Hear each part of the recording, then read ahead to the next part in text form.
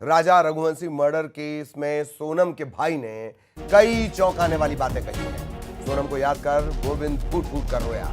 रक्षाबंधन और सोनम का जन्मदिन आने वाला है, ये बात बोलकर गोविंद रोने लगा। सोनम के भाई गोविंद ने कहा है कि 20 अगस्त को मेरा और सोनम दोनों का जन्मदिन है, एक ही दिन आता है।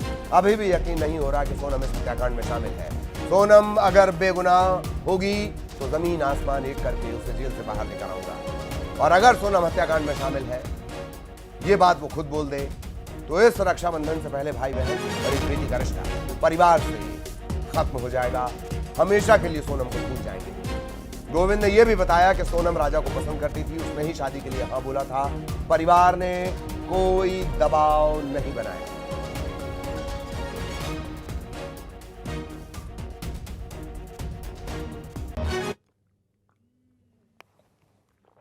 राजा रघुवंशी हत्याकांड में लगातार कई सारे चौंकाने वाले खुलासे हुए हैं, लगातार खुलासे हो भी रहे हैं, और आज सोनम के भाई गोविंद हमारे साथ मौजूद हैं।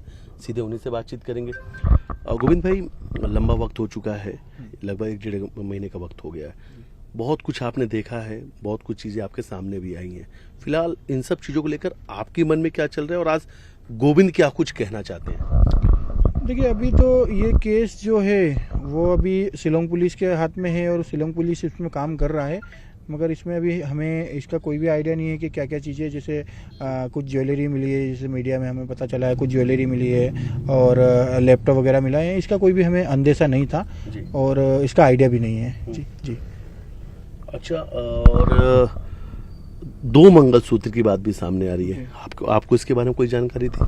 नहीं, देखिए, वो ज्वेलरी में जैसे 2 मंगलसूत्र जो बोल रहे हैं, अब उसका मुझे आइडिया नहीं है कि 2 मंगलसूत्र कैसे हैं, क्योंकि मुझे भी बताया गया था कि ज्वेलरी दिखाएंगे, मगर पुलिस के पास समय या कुछ नहीं मिला, इसलिए मुझे बुलाया भी नहीं गया और मैं ज्वेलरी देख नहीं पाया। तो अब उसका आइडिया नहीं है मुझे कि मंगलसूत्र मैं भी आपको दिखाता हूँ, अगर हम दिखाना चाहें, क्योंकि एक तस्वीर है जो सामने आई है। ये जो कुछ गोल्ड की एक तस्वीर सामने आई है, क्या इन कुछ गोल्ड को आप पहचानते हैं आप इन्हें? इसको मैं ये पहचान सकता हूँ। ये सोनम की फर्स्ट वाली ज्वेलरी है, अब ये बीच में नहीं दिख रहा। फिर ये राजा की चेन होगी, एक ये थर्ड वाला ऑप्शन है, ये मुझे आइडिया नहीं है। ये ब्रेसलेट है और ये चांदी की पायल वगैरह जो इन्होंने पहनी है। हाँ, ये इनका आइडिया नहीं है, ये 2 मंगलसूत्र का। बाकी ये दोनों चेन जो है वो सोनम की, ये सोनम की है, एक राजा की है, और बाकी की जो चांदी की पायल दिख रही है ये हो सकती है उनकी है। इतना मतलब क्लियर से नहीं दिख रहा है वो। और ये लैपटॉप तो मुझे आइडिया नहीं लैपटॉप किसका है, क्योंकि ये लैपटॉप मेरे को काफ़ी पुराना दिख रहा है। ये लैपटॉप अपने यहाँ ना तो ऑफिस स्टाफ में कभी था और ना ही सोनम के पास या राज के पास भी नहीं था। तो ये लैपटॉप कहाँ से आया मुझे आइडिया। राज को लैपटॉप या कंप्यूटर चलाना आता था, कुछ ऐसा इस्तेमाल कर पाता था? हाँ, राज को कंप्यूटर चलाना आता था। पहले मेरा अकाउंट राज ही संभालता था, अभी पिछले 1 साल से उसने अकाउंट संभालना छोड़ दिया था, क्योंकि हमने अकाउंट के लिए एक बंदा अलग से रखा है।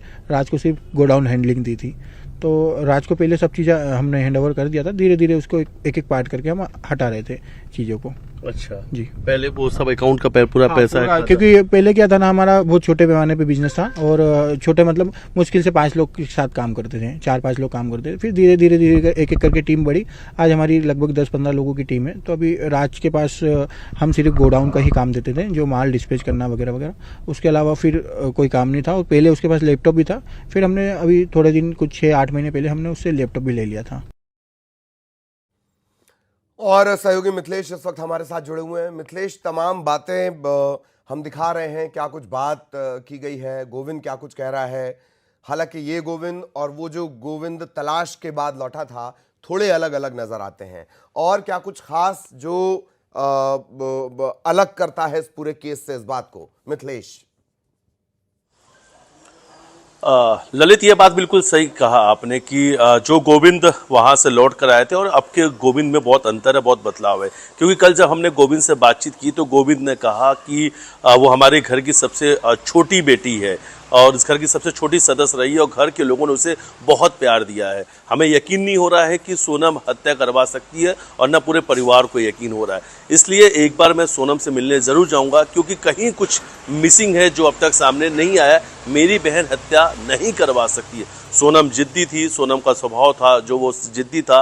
सोनम चाहती तो कभी भी राजा से शादी नहीं करती, लेकिन सोनम ने राजा को पसंद किया था और राजा के साथ उसकी ट्यूनिंग भी अच्छी थी, बातचीत दोनों की अच्छी होती थी और दोनों ने शादी की। लेकिन अब ये बात सामने आई है जो राजा गोविंद ने कहा कि मेरी बहन ने हत्या करवाई है। बोले यकीन नहीं हो रहा है, लेकिन मैं मिलने जाऊंगा और मिलने के बाद ही इसके बाद आगे कुछ एक्शन लिया जाएगा। अगर बहन ने एक बार भी कह दिया ललित की अगर वो बेगुनाह है तो उन्होंने कहा जमीन आसमान एक कर देंगे, लेकिन अपनी बहन को छुड़ाकर जरूर लाएंगे। जी बिल्कुल बिल्कुल, बहुत धन्यवाद मिथिलेश आपका इस तमाम जानकारी के लिए। लेकिन आप हमारे साथ बने रहें, एक और अहम खबर को लेकर आगे हम मिथिलेश से